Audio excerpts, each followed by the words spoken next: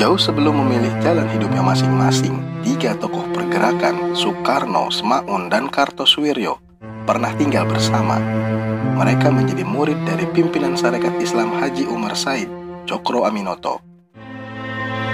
Di sebuah jalan kecil bernama Gang Peneleh 7, di tepi sungai Kalimas, Surabaya, rumah Tjokro Aminoto berada.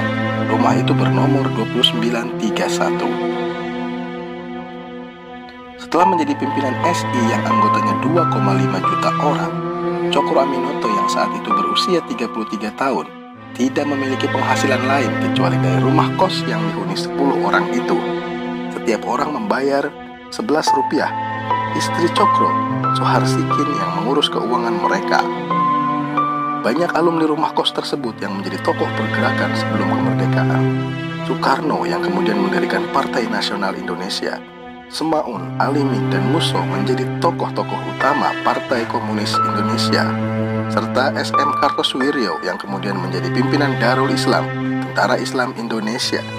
Di rumah itu juga tokoh-tokoh Muhammadiyah seperti Kiai Haji Ahmad Dahlan dan Kiai Haji Mas Mansur sering bertukar pikiran. Soekarno mondok di rumah Tjokro Aminoto pada usia 15 tahun. Ayah Soekarno, Sukumi Sosroediharjo, menitipkan Soekarno yang melanjutkan pendidikan di Hogerburger School HBS. Saat itu, tahun 1916, Tjokro Aminoto sudah menjadi ketua sarekat politik terbesar dan yang pertama menggagas nasionalisme.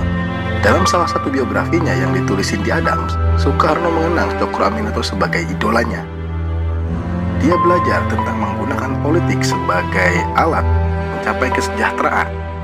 Dia belajar tentang bentuk-bentuk modern pergerakan seperti pengorganisasian massa dan perlunya menulis di media. Sesekali Soekarno menulis menggantikan Tjokro di utusan Hindia dengan nama samaran Bima. Soekarno juga kerap menirukan gaya Tjokro Aminoto berpidato.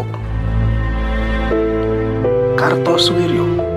Sekar Maji Marjan Kartosoewirjo muda mulai tertarik pada dunia pergerakan saat bersekolah di Netherlands Indies Arts School, atau biasa yang disebut Sekolah Dokter Jawa, yang berlokasi di Surabaya pada tahun 1923.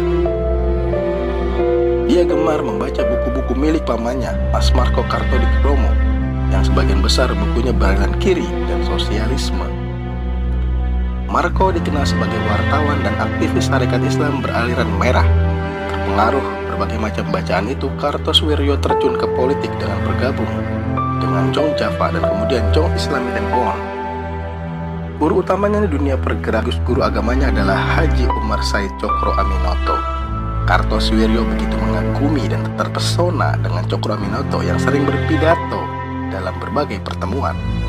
Kartosoewirjo melamar menjadi murid dan mulai mondok di rumah ketua Sarekat Islam itu di Surabaya. Untuk membayar uang pondokan, Kartosoewirjo bekerja di Surat Kabar Fajar Asia milik Tjokro Aminoto. Ketekunan dan kecerdasan membuatnya menjadi sekretaris pribadi Tjokro Aminoto.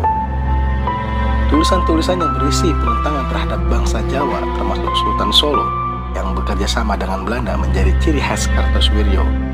Dalam artikelnya tampak pandangan politiknya yang radikal.